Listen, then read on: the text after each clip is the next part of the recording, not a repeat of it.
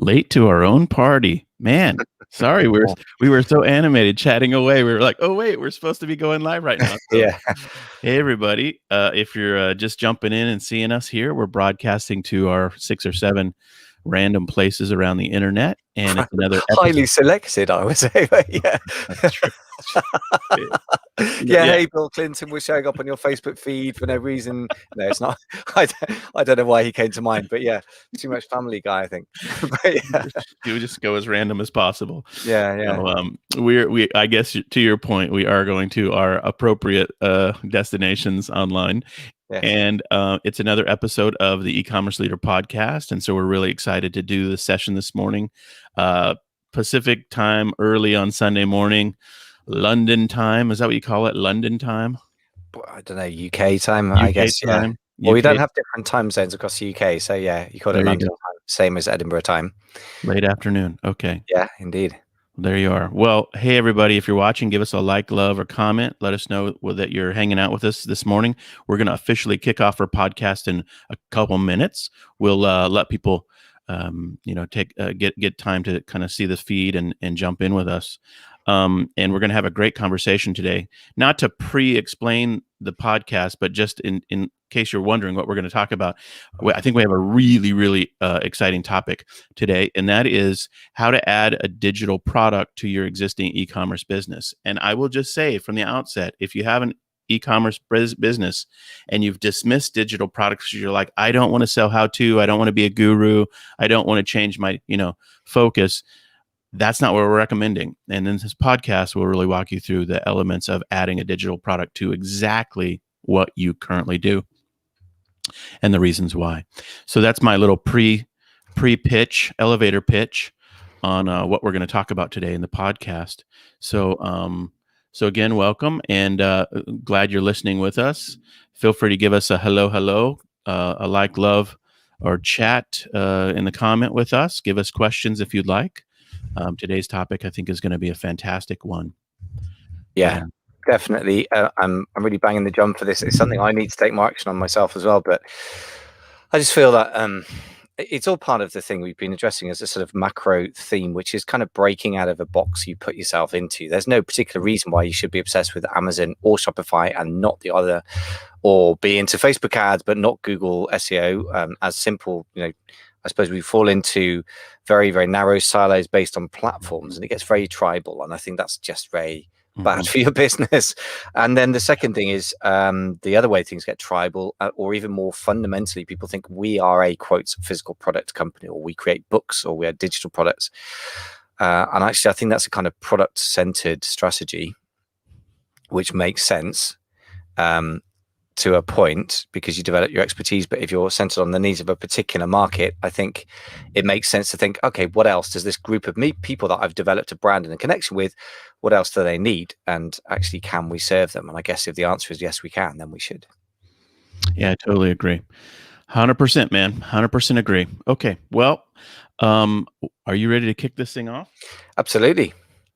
Are you ready? This is me coming and going a bit today. It's so dark, man. It's like it's dark 30 over here, and so I have to fiddle with my lighting. But I apologize. Dark 30, is that a thing? What is dark 30? You never heard that phrase before? Never heard that. No.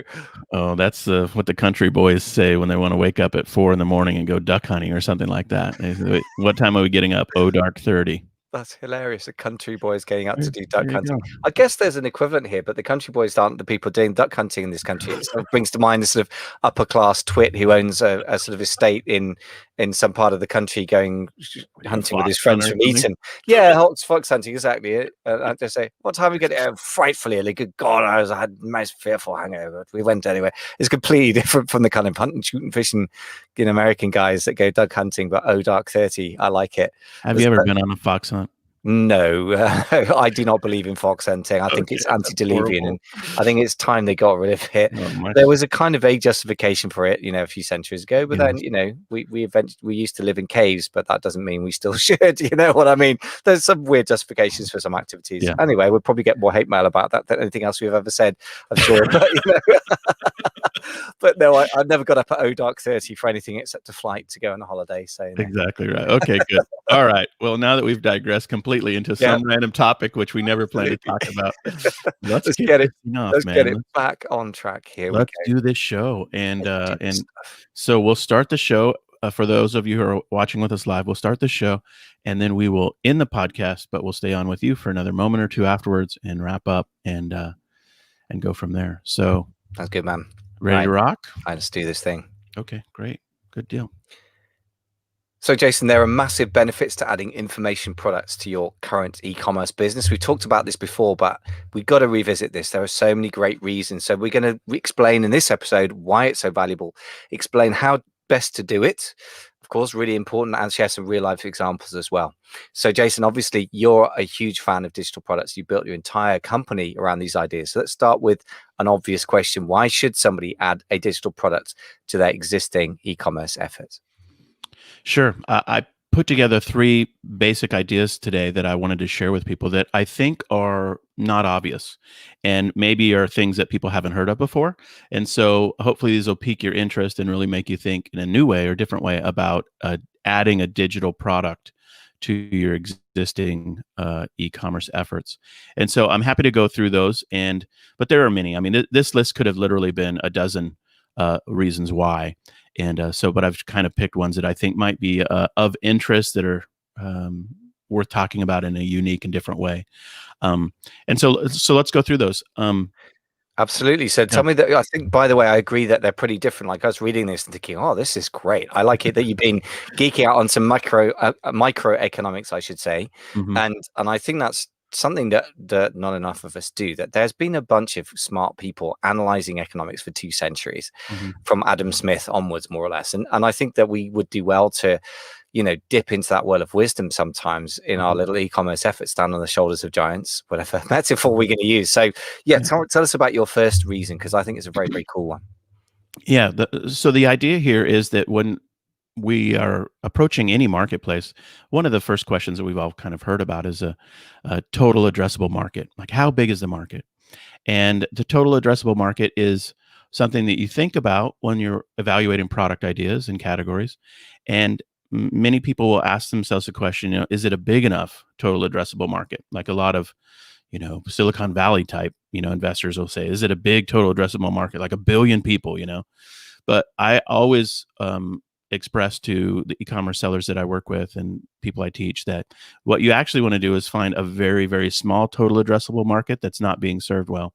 And if you find one that's small enough that is really got low competition or, scant competition, and you can really do well to market your products in a professional way, then you've got something that's defensible, because you'll be sort of the, I guess you could say the big fish in a small pond, or the king of a little castle. And that is a favored position to be in compared to being in a marketplace that has a huge addressable market that you get slaughtered by competition with. So that TAM idea, or total addressable market, is the topic here. But here's where the nuance for digital products comes in. What you're really looking for when you're advertising your product is not to put it in front of the total addressable market. It's not good enough to put it in front of just your TAM. And pick any product, any category, and the people who are watching this will think of their own. But you can't just put your offer in front of people who would use that product and think you're going to get a good outcome. What you're actually really looking for is people who are switchable. Because in any marketplace, there are people who've already, they're already existing users of some product. And if they're incredibly happy with their existing solution, they're not interested in your solution. They're satisfied. Their need for whatever it is satiated. And so marketing to them is really just tilting windmills. I mean, you will in essence just waste your money. And so what you're really looking for is a subset of the TAM that is available to be switched. And that subset is where you're going to strike your vein of gold, if you will, in terms of your advertising work. You're looking for the dissatisfied, the unhappy, the complainers, the people who are unwilling to use the existing alternatives or have tried them and are have found them wanting. You want to appeal to those people. And so the unswitchable TAMs versus the switchable TAMs is it something to think about. And then, but let's say no, I really want my competitors' customers. Like those are the people I really want. Jason doesn't know what he's talking about. I think if they tried my product, they would like me better than the other guy. And fair enough. Maybe that is true. But the problem is you cannot sell them your product. And so when you can't sell them your product, what do you sell them? And a digital good, a how-to, we'll talk about the modalities, but a digital product is something you can sell to the unswitchable TAMs because it's not exactly what they're getting from someone else. It's a twist on it. It's a guerrilla marketing approach to get in front of them on their radar and solicit their attention and get it with a digital product. And so hopefully that makes sense. Hopefully there's some nuance there, but I think people get my idea here is that if you can't sell somebody the main thing, sell them the thing about the thing. Sell them an alternate that's so similar or so related that they'll be like, oh, this is on topic for me. But yeah, I'm not willing to switch the brand of soap I use or the brand of motor oil that I use, but I am interested in the topic. And who are these people telling me about this? So that's my first reason why digital products are really valuable to e-commerce sellers. What are your thoughts on all that craziness? Yeah, interesting. Well, I guess if economics is driving this, then it comes down to money in the end, which I guess we have to just remind ourselves that when you get into marketing mode, really it's a prelude to what shows up at the other end of the process. I'm not with the people that I teach, and this is for sort of geared to people who are new to e-commerce, but I think it's valid for in a more sophisticated way for those who aren't more established, which is to say niche, source, launch, learn are the 4 phases I always teach, which is niche, market decisions, the sort of thing we're talking about now, supply, getting sourcing stuff, and that's often where the profit is made or not made, launching stuff or selling it, marketing, and then looking at analyzing the figures. Now, if we can bear in mind the analyzing the figures and how those figures pan out and how the dynamics of the finances work before we even pick the market as part of that, then that's for the sophisticated entrepreneurs is basically seeing what's going to come out at the end of the machine before you put stuff into the beginning. So in other words, what you're saying, I guess, is that switching costs for consumers are mentally quite high, but for you to actually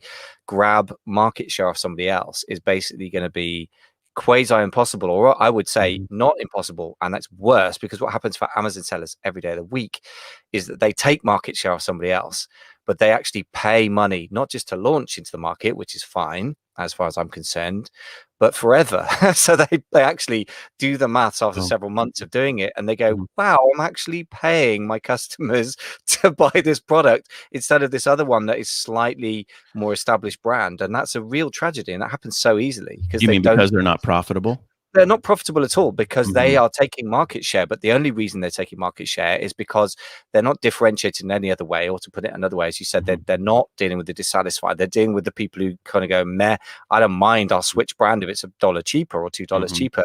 But that $2 cheaper ends up being a profit margin, or even worse, you're actually paying money to sell goods on Amazon. And it's surprisingly easy to do on any platform, particularly on Amazon.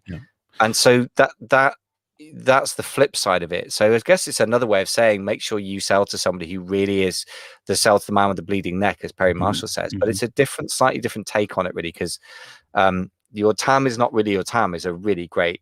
I love that phrase. That's a real tweetable. We should tweet these things to me, but I think that's really, really good. Well, if you're listening to this live with us, feel free to ask questions about this whole idea of TAM. Your TAM is not really your TAM. You're right. That's a basic logical principle, right? People just haven't unpacked these ideas enough. And you're right, it's microeconomics, I guess. The switching costs issue. This is not my second point, but I'll just make a comment to yours. This gets right into the whole idea of how high are your switching costs for your products versus low switching costs. Are people easily, is it a generic in people's mind? And like, oh, I don't care what type of XYZ I use. It doesn't matter to me. I just get one off Amazon. That's a bad, product opportunity to reside in. It's a problematic situation. And so, so I think those are important things to think through. Yeah, totally agree with you.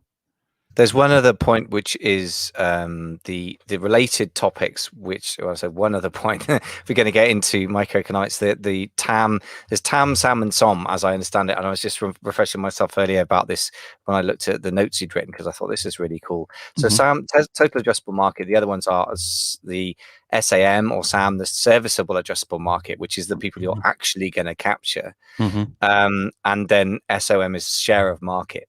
Now, I guess. Yep. It sounds like a really crass, obvious thing to say, but because I see the opposite every day of the week, I've got to say this.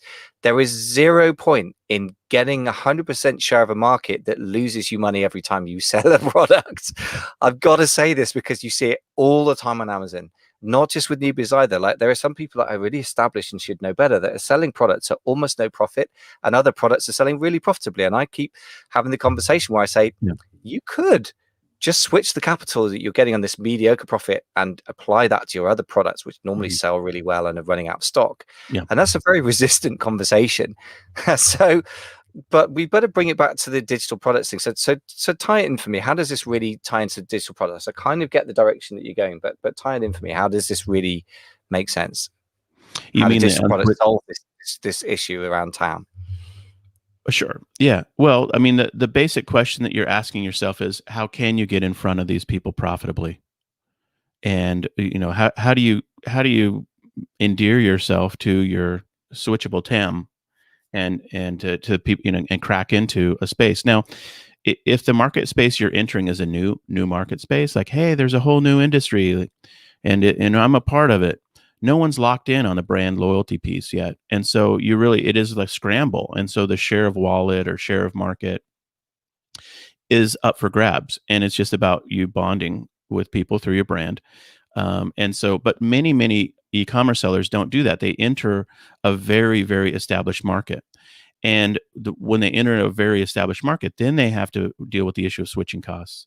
And so again, the digital products gives you a guerrilla marketing approach into this opportunity. And then this gets into our second point, which is really about how to get in front of those people, the advertising related issues for it. So the second topic, you ready for it? Absolutely. Yes. Okay. The second reason digital products is a really powerful concept to think about is that it's a solution to what I'll phrase as Laudria, or Laudria, which is like diarrhea. Have you ever heard of Laudria? I had never heard of it until I saw the notes for this conversation saying, "No, tell me." I'm not sure that I want to reference diarrhea, but I was about to say Laudria is a very cool concept, and now it sounds a bit weird, but it is a very cool concept. Let's move quickly into what does it stand for? This is something that I think many e-commerce sellers deal with, and they've never named it. This is an unnamed problem, and I think I'll try my best to put my finger on it. But it's basically the law of diminishing returns in advertising. So Laudria, the law of diminishing returns in advertising. Now, if you Google around, like I'm prone to do when I think of new things, and look for articles or your YouTube videos on these topics, I mean, I looked and there's scant information at all on the law of diminishing returns related to digital marketing or the law of diminishing returns related to advertising. It's not there. But every one of us who plows money into Google AdWords or Facebook ads or any ad platform, we intuitively run into a situation that is the law of diminishing returns. And if people haven't even pondered this, they have felt the symptoms if they haven't diagnosed the disease. And if we call it Laudria, then there you go, or Laudria. Here's how the law of diminishing returns works, just as a microeconomics tidbit. There's 3 phases. The first phase is increasing returns, and this is when you're investing anything into any business system. So this could be about headcount and staffing. It could be about how many buildings you have, it doesn't matter. It's just the investment into your system. And the first phase is increasing returns. And that phase is when you get the hockey stick growth. It's like, we hear these stories all the time when a good seller on Amazon finds out about Amazon Marketing Services ads, or about the various shenanigans you can do with Amazon for promoting your products, and they've never done it before, and they try it and they're like, oh my gosh, hockey stick growth, I sold out of all my product, this is the best thing ever, it's amazing. And that happens so frequently with any new investment into any advertising system. The first wave of it is this hockey stick growth return. If in general, if you do it right, and you kind of the basics of whatever it is, that's a honeymoon phase in many ways. It's the increasing returns phase. The second phase is the diminishing returns phase. This is where it's still going up. You're still making increasing leads or sales or visits to your website or whatever it is, but it's costing you more and more, and you're putting more money into that system and getting weaker and weaker returns. So the exponentialness of your initial investment starts to go away, and you say to yourself, hey, this doesn't seem to be working as good as it did last month or last year. So something's wrong. My ads aren't performing. My ad team sucks, or whatever it is. I got to find a new person.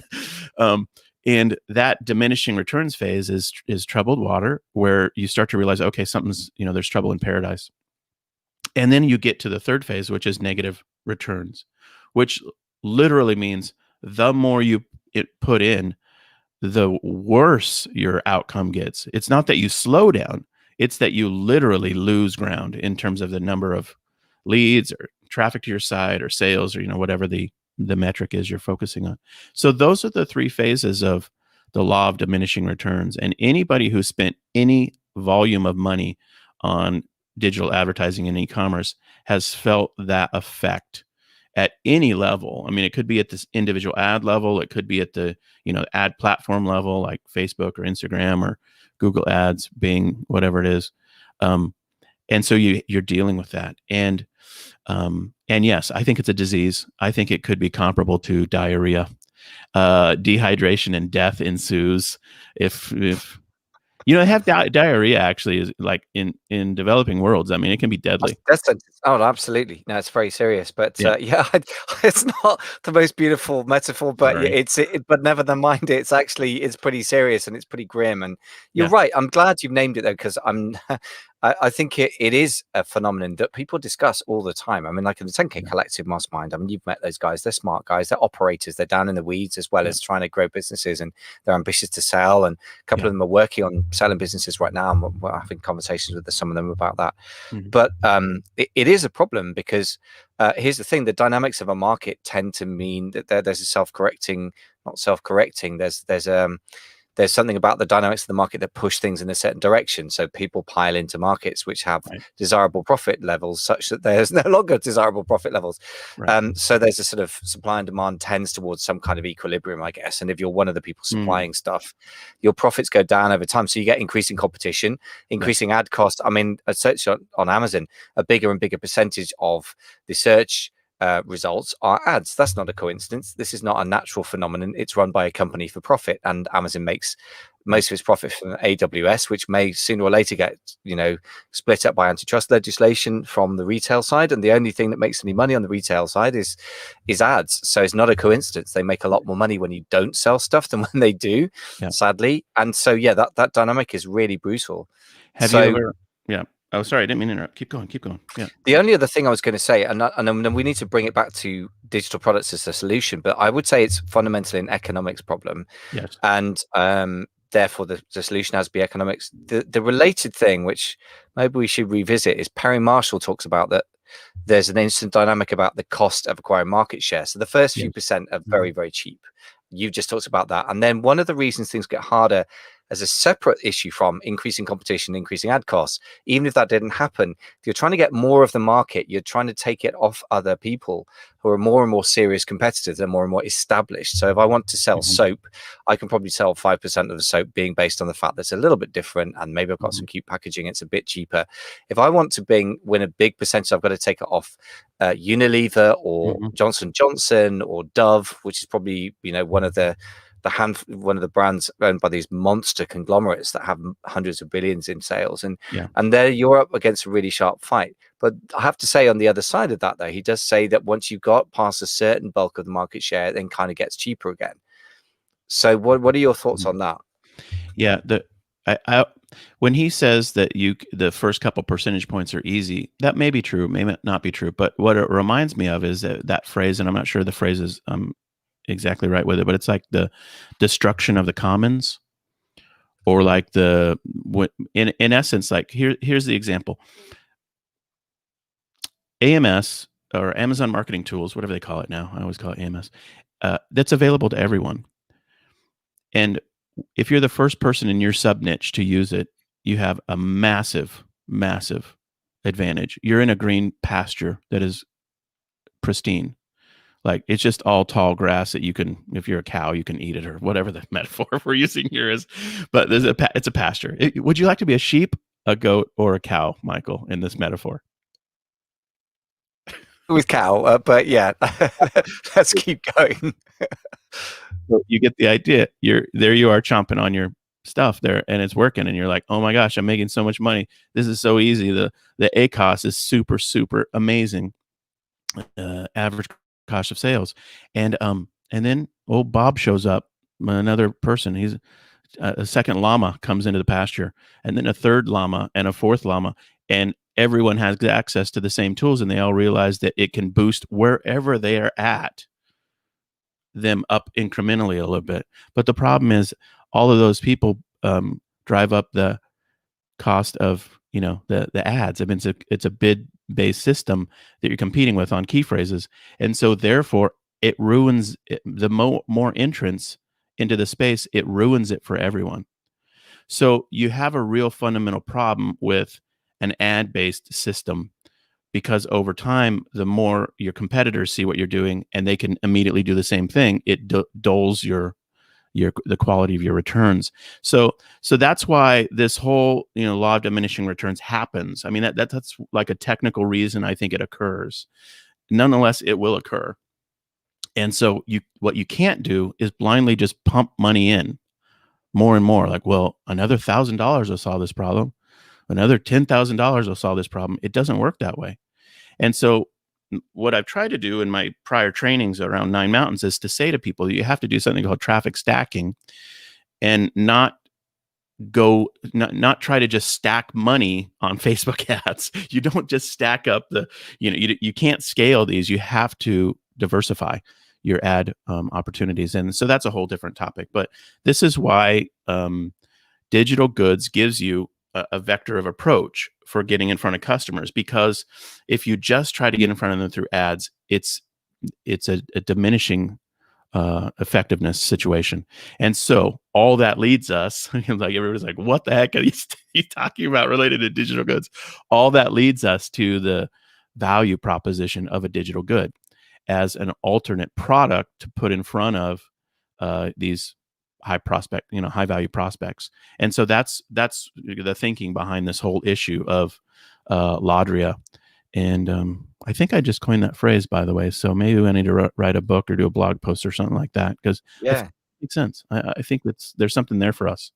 So. Yeah, I definitely think it's definitely a phenomenon that in everyday life with e-commerce operators comes up every day, and yet it's not really been conceptualized properly. Now, I agree with that. But can you give me a concrete example of this, maybe in your business or a client's business? Because I know you've been working to add digital products to physical products.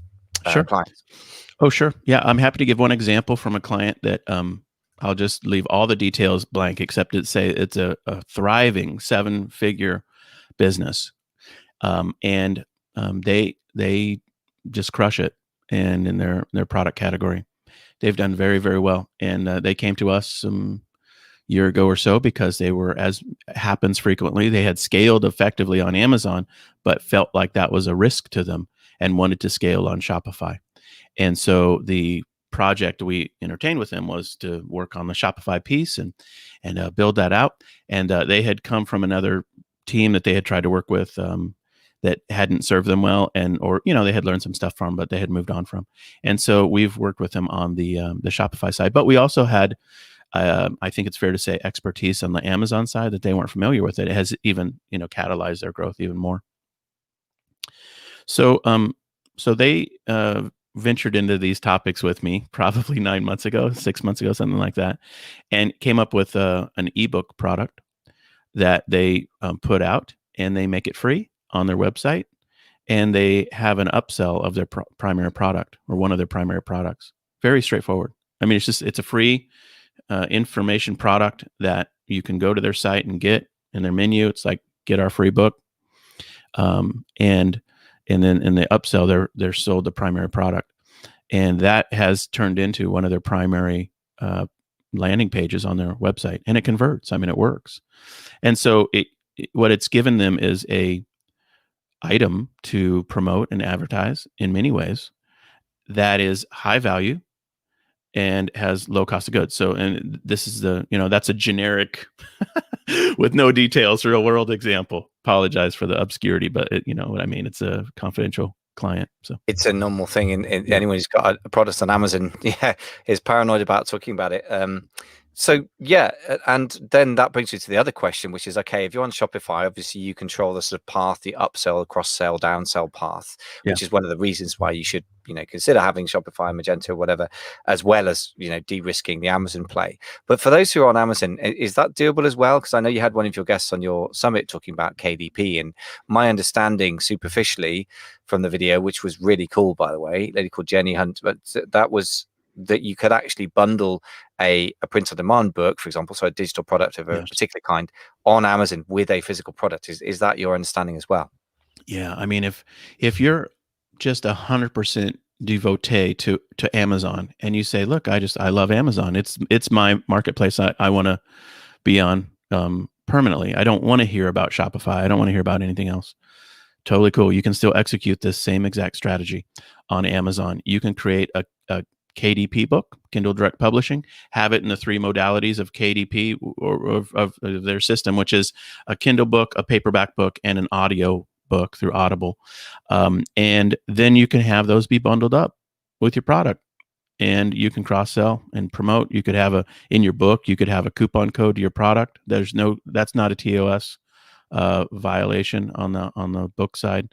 And there's no reason you can't do those things. And as it happens, just so you know, the book system in Amazon for the advertising, the AMS services, advertising services, works exactly the same as it does for products.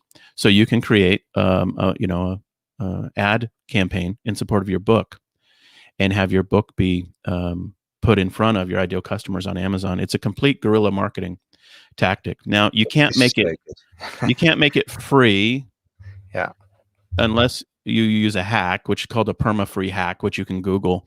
But nonetheless, just having it out there for $2.99 gives you a different vector of approach for your ideal customer. So that's so smart, because what I really, really love this, and I'm excited to try and either implement this self or preferably, because across the clients I've got, some of them work at a very big scale. You can implement stuff at a reasonable, big enough scale to get a sort of generalizable truths from it, if you like one-off. I'm always wary of people who have one-off successes in case that just happens to apply to them or their business or their market. But I really love this. I mean, the fact that so many people in the digital information or guru type, for want of a better word, marketing space use the book funnel that Russell Brunson has made famous. And Rick Valentine, I know that you worked on that, and I've been working on that in the sort of back room with the alternative of an ebook. And either which way, it's a digital product, but particularly an ebook is purely digital, and therefore there's zero marginal cost, and so you can offset the costs of your marketing. So plus it's a very low barrier to entry, which are two extremely simple basic things that people struggle with so much on Amazon. And it means you don't have to make this upfront profit, you can actually just spend money on advertising, lose a tiny bit or break even of the book, and then make all the profit on the product. It's such a simple idea.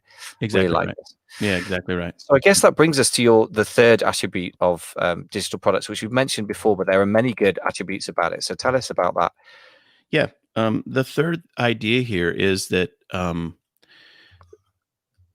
if you just evaluate your product options, like, well, I could add a new thing. I'm doing research. I can add a new widget to my list of widgets, which we all do. I mean, that's in essence the cornerstone of e-commerce selling is what are you offering, and is there demand for it? Then it begs the question: how does a digital good stack up? And so, in my book, here it is. Yeah, there you go. E-commerce power. Feel free to get a copy on Amazon. And if you've already gotten a copy, feel free to leave a review on Amazon. In my book on page 70, I made a list of the attributes of a good product. And so my third point is that a digital product is a really good product. So here's my list. I'll just list it here. And I'll tell you the couple points in which digital products have weakness. But this is logic that would apply to your research related to any product that you might offer, whether it's physical or digital. And so here's the list. The first thing is a good product solves a problem for the customer. And it might be the simplest possible problem to solve in the world. And what they say is like, solve a simple problem that many, many people have, and you're going to be, you know, gazillionaire. I mean, the My Pillow guy comes to my mind so frequently now. Like, he's made a ginormous business, at least in the US, he's on TV all the time, with a pillow. And it's like, who thought that was possible? Well, obviously he did. And he solves a problem because it actually is a really good pillow. And so you get the idea here, but it's got to solve a problem. And if your product doesn't solve a problem, then obviously it's not a good thing to do. But that's sort of self-evident. The second thing, though, is a good product creates loyalty.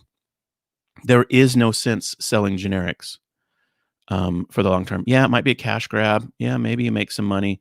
Maybe you can operate a business that works with selling generics. But for the long term, you're going to want to create a loyalty-based market where you have a sub niche that you really lock into of people who would know, like, and trust you and your brand. And so a good product creates loyalty. And I would just say, of these, the first two things, information products definitely solve a customer problem, which is they need information on something. And it also is a great way to bond with people. In fact, I would just say, if you're selling generics in a generics kind of space, one way to build loyalty would be to write a book about what you do and sell it to the people who care about that product. And just telling them your story, your big why, or the reason why behind your brand and your effort, in a compelling way, will be an act of brand building and bonding. And I so just want to mention on that as well, that if you think about an awful lot of stuff that's promoted by people who are sort of Instagram celebrities or whatever, they often sell pretty generic products, or they sell products because I had one of the guys in the mastermind a while ago was selling products that were endorsed by somebody in exactly that situation. And they literally got it was reasonably well made, but fairly generic products in the hair care space or something like that. And they just branded it with this person's branding. And that was what gave the extra cash. So I just wanted to point out that although this is a much more humble version of it, the emotional connection and the story and the brand that this person had was pretty much 100% the difference in the value and the conversion rates between the generic thing that solved a problem and the thing that solved a problem and was associated with the person. And I don't know to what extent writing a book will enable you to differentiate yourself, but it's worth a try because there's zero marginal costs, I guess, right? It will work. I mean, it does work. I mean, it's tried and true. This is like basics. This does work to build your loyalty. If you write your story in compelling well, you will catalyze people's imagination and energy in support of you. Your story will be embedded in their mind when they think about the product category. I mean, just choosing product. So if you do it well, 100% branding potential there, even in a generics category. So the third reason that a digital product is a good product, but the third evaluation metric is it sourceable? There are some categories in which sourcing is just a nightmare. It's like, I have customers who want to buy this, it takes me 9 months to get it from, wherever it is. The I don't know what it's hard.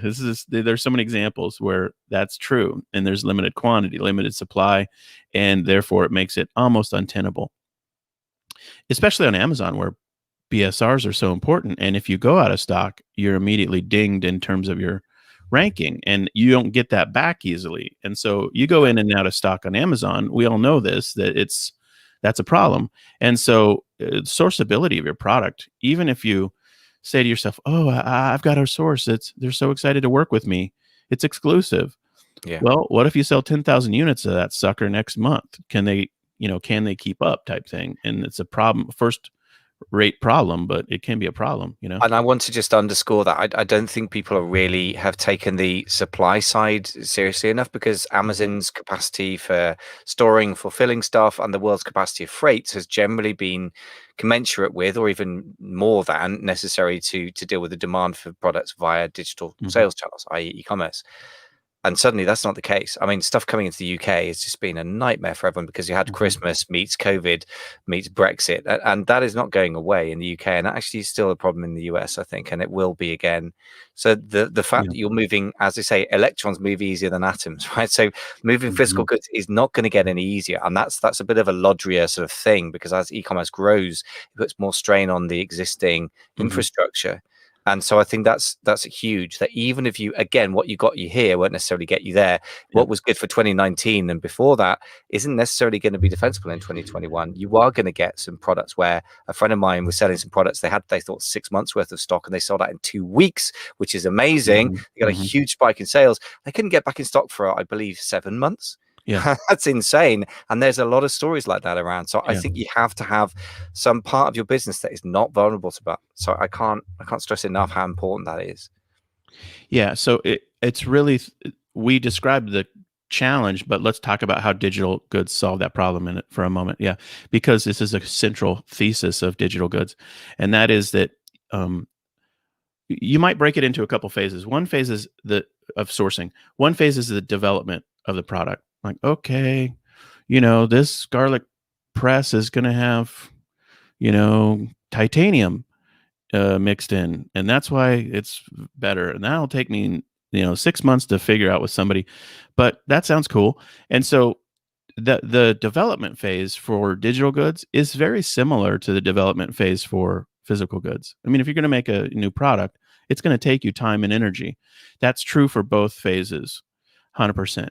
So, and some digital goods, if they're really your masterpiece or something like that, your War and Peace of garlic presses or whatever, then it could take you a year to write or make or whatever it is, and so that's fair enough. But then you get to sell. And when you get to sell, the question is, how do you market it, and what's the value proposition for the long term? And that is where digital goods have what's called near zero marginal cost. And we all kind of know this, but the phrasing is important to think about. It costs you zero to replicate. Now, if it's a physical copy, like of a book or something like that, then you can get the author copy pricing, and it maybe costs you a couple bucks. But if it's digital, pure digital, then it costs you zero to replicate, and it's always available. You'll never go out of stock on a Kindle book. And the merits of that are not to be overlooked, to your point. It can be, if done right, a real value proposition in your business. And even if it's a smaller revenue amount, like a fraction, maybe your bestseller's just round numbers, bestseller does $10,000 a month, and your digital book does $500 a month. But your bestseller has a lot of cost of goods, and then it will go in and out of stock, and it might have increasing competition over time. But your digital product never goes out of stock, has long-term value, near zero marginal cost, and gives you a different, unique way to stand out. So you get the idea there. So the next thing I want to just mention is a question for good products is it defensible? Meaning, is it easily knocked off? Do you pioneer something that looks amazing, and then 45 people get the same exact thing figured out and manufactured and in the market space? And that happens remarkably fast for physical products. In fact, one of the challenges of physical products, particularly on Amazon, I would say, is the training that everyone is taught to walk through is source a product, make it unique, read the reviews of your competitors and read the 1-star reviews and find some unique angle, and then go to market, put it on Amazon and put money behind it to advertise it and get reviews and go a whole hog into it. And by going whole hog into it, you alert yourself to every other competitor in that space and competitors that aren't even in that space. They were like, hey, is there opportunity here to what you're doing? And it gives them an obvious on-ramp. This is not defensible very easily. And digital books, digital goods, and it's way more than books, by the way. We'll need to have a whole episode on that. But these digital types of products are defensible because they are not easily replicated. Now, at a garbage level, they could be replicated, but at a quality level where they really mean something to people, they're very hard to replicate. So they are defensible. Yeah, I love that. And I just wanted to come in quickly on that. Even back in, we're both fans of the 4-hour work week, even though everyone's bitched about the title forever, but there's a lot of wisdom there. One of the things Tim Ferriss said, basically, as I understood, is don't do what I did, do what I'm doing now, which is to say he produced some physical widget pills, which you could take for various things. And he said there's a lot of hassle associated with that. Don't do that, but do digital goods because products can be replicated within a week within China. It's absolutely 100% true. I've had it happen to me. I've had products which it turned out were replicated from other people's products, so my products were breaking intellectual property. That there's all sorts of mess around that. Whereas the Chinese are not trained English language. If you're copying a book, for example, at the same level, and copyright is inherent in anything you produce, as I understand it. I'm not an IP lawyer, but it's fairly easily defensible, and you can't defend somebody from copying an idea, but you can defend the exact words in which you put it. And given that the engagement, and we talked about branding before, the engagement and the impact and the reason people buy your product is not normally because it has revelatory ideas, because most ideas have been said before. There's nothing we're saying that's new, but it's the way you put it, your personality, all that stuff, the character of the product, and that's hard to replicate. So I agree with that entirely. And again, a super important point to put. If you put things halfway, if you say that effectively, if we want to put it this way, that the packaging for your product, assuming that you use a fairly generic box, but it has wonderful graphic art on it, which is often the way for a private label type product, effectively that is a digital product. The reason that people will buy your product is because it looks better than everything else. That's a digital essence, a thing that is only printed last minute. And yes, you have a marginal cost, but the value you're adding is really not about the physical widget. Sometimes it's about the way it looks. So it's kind of a digital element to it as well. Yeah, I totally agree. Well, let me just list a few other items here for evaluation of a good product from page 70 in my book here. And that is, and I'll rattle through these real quick, and then we can talk about them and go from there. The obvious thing about a digital product is it has high margin, and a barrier to entry for many product sellers is they're looking for products that have 3 times markup, 5 times markup. It's always a debate. How much can you survive on? Well, if you sold a lot of volume and you only, had, 2 times markup, is that good enough? And the obvious truth with digital goods is that there's extremely high margin, and really it's not zero though. And so this is a little fallacy of digital goods, because one of the things people would say is like, oh, there's no, it's near zero marginal cost for replicating. That's a technical point, but as an actual practice, what you have to do is say, how long did it take me to create this product? Now, if it took you, I don't know, let's just say 100 hours to write a how-to guide or a manual or ebook or comparison guide, and you charge yourself $10 an hour, then you could say to yourself, the investment cost for that product was X amount, and that needs to be paid back. You do have to say to yourself, I need to be made whole, and after I'm made whole, then that product has margin that is infinite. I mean, it's all net profit. And so that's the way to think about it, because there are cases in which you might invest time and energy in a digital product and it never pays for itself. And you need to be cognizant of that. you can waste money in digital products. And so you want to think through that. Sherry asking the questions, how many pages should an ebook be? And it depends on how you're going to sell it. I think for Kindle on Amazon, most people expect a Kindle book to be somewhere, in the, I would say, minimum pages, 50, maximum pages. Like a normal print book for that you'd buy at Barnes & Noble is like 250. That's for a nonfiction, like written book. But many options exist that aren't like a traditional ebook, like a comparison guide that might just be a chart with 3 pages. Here's how these products compare to each other. Download it on my website. And so it depends on the mode of what you're creating. But technically on KDP, I think your ebook has to be like 20 pages minimum on, to upload it to KDP. But they sort of assume that it's either a fiction book or a nonfiction book. They don't really deal in the, charts or tables or comparison guides or how-to guides that are only, 6 pages long or something like that. So it really depends on kind of what you're going for in terms of product. And I think Michael, we should probably do literally a whole show just on the types of digital goods that people could create. But 100%. Yeah. Let's get back to your list though, because I think these are good things. Okay, so I'll finish up here. Are they purchased frequently is another question for product evaluation. And then the next one is, do they have high price points? And then do they have high switching costs? Now, I'm not sure an ebook works or a digital product works good for either of those. Are they purchased frequently? Well, a how-to guide for how to make a koi pond in my backyard, I probably only need one time. So I'm not going to, nobody's going to buy those that frequently. So you get the idea there. Do they have a high price point? No, probably not.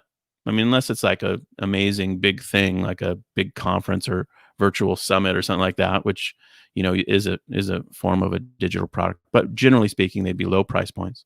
And do they have high switching costs? I don't know. Maybe not really. If there's 5 how-to books on putting together a low-cost air conditioning system in your house, somebody would buy all those probably if they're trying to figure it out. So there's not switching costs. The only thing I'd say against that is that that's probably true for most people, but there are, and again, just to learn from the information marketing industry, which is kind of related, and you kind of, maybe you could call it a type of e-commerce, as I know you have a very broad definition. But for those who are more, Amazon focused or Shopify and physical products focused, if you became the authority in your niche on, for example, let's say you were in a niche where you sell products to the building trade, right, which is huge in America, and DIY, whatever.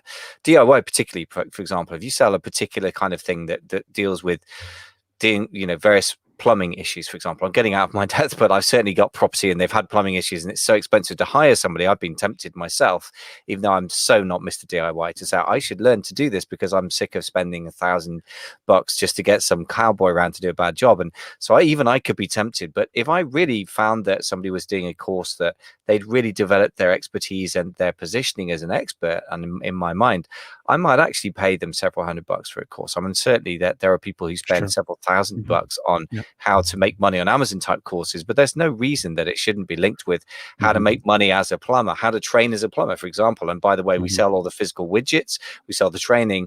I don't see much of it being done, but I do honestly think that that's not because it's not possible. So that it would be pricing power, and I totally agree. I mean, I do think that the digital goods could potentially have pricing power depending on how you position them, sure. And the more technical they are, the more specialized, you're right, the higher perceived value they become. Be certified in whatever, I don't know what it, bonsai tree clipping or construction plumbing. I mean, the more niche stuff might be a bit harder. Here's where I think people pay a lot of money for digital goods, and that some of it would have an overlap with physical products and some not. Like if you're a stock market trader, if you're a business coach, then you quite often will create a coaching that is several $1,000s in some cases, and people buy it and they make a lot of money. That isn't linked with physical goods. But something like plumbing, for example, is both a trade that you could learn that could give you an income and also very, very linked to very specific physical products. So that's an example where I think if you position yourself well, you could actually make some good money from the physical products, like a serious amount. Which bleeds into the idea of how information marketers generally frame things, which is there is opportunity in health in wealth, and what's the third, like relationships or something like that. Something like that. Yeah. Yeah. And I think that's generally true as well. Yeah. People will pay to learn how to make money and those kinds of ideas. Sure. Or how to be healthy, that kind of thing.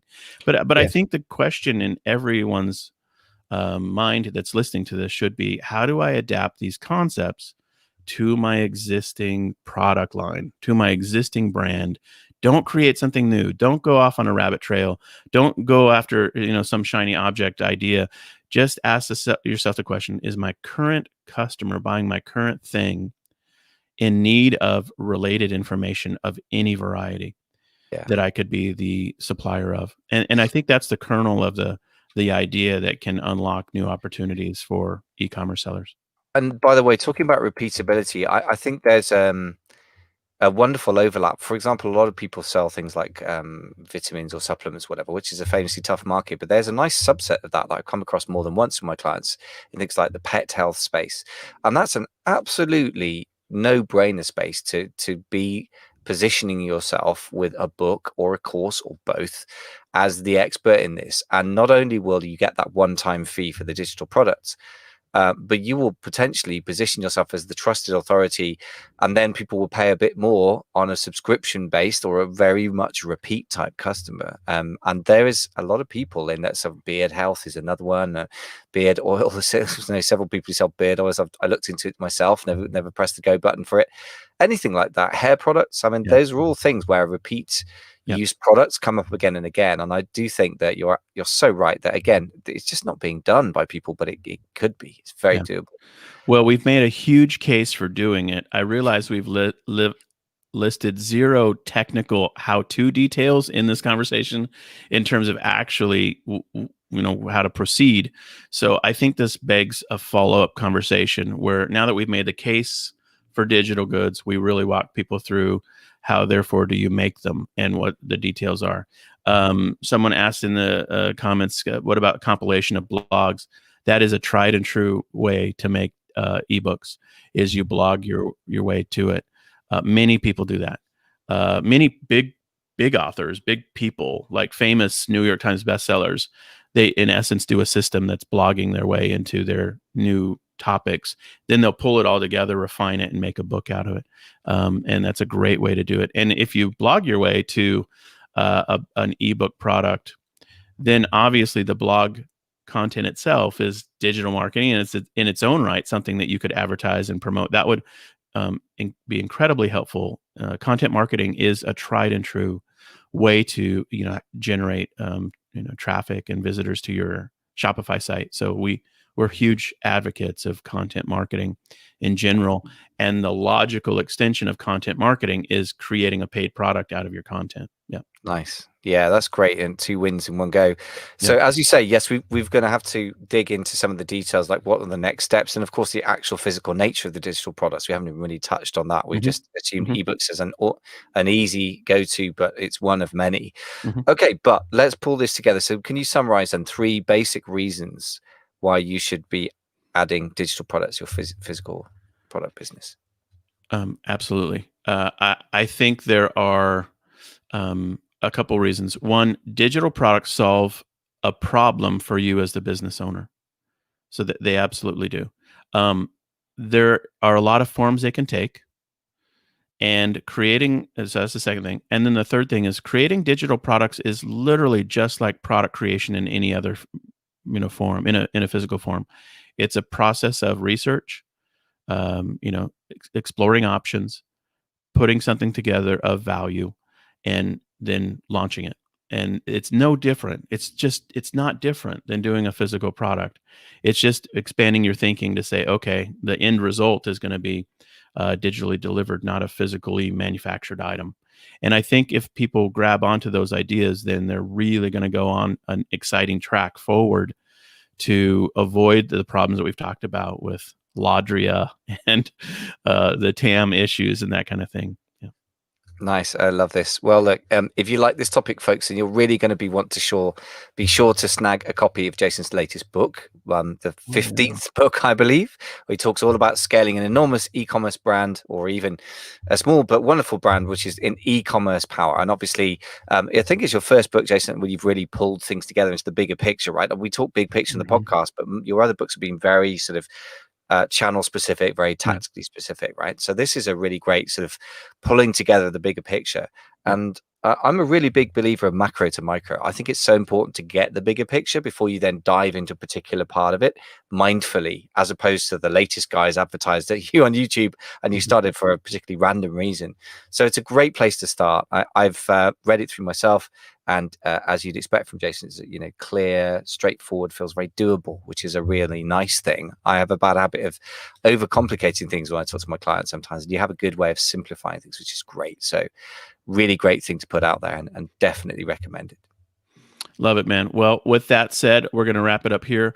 As always, you can find more of our episodes on the ecommerceleader.com or on Apple Podcast or whatever they call it now, or Spotify, which is my tool of choice, Stitcher, whatever player you like. Feel free to go back and listen to all our prior episodes. We have tried to categorize them and make them really, really appealing and engaging for e-commerce leaders. That's the whole point. We want to see you succeed in your business and in your branding, in your selling efforts, and the podcast is just devoted to that singular topic. So thank you for listening with us today. Those of you that are watching live in our various groups and pages, we appreciate you hanging out with us. Great questions.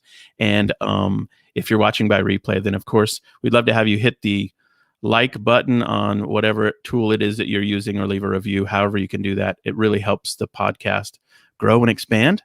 And we want to reach more people who can grow their e-commerce businesses. So thanks so much for your support in that way. Absolutely. All right, Michael. Thanks, buddy. Thanks, man.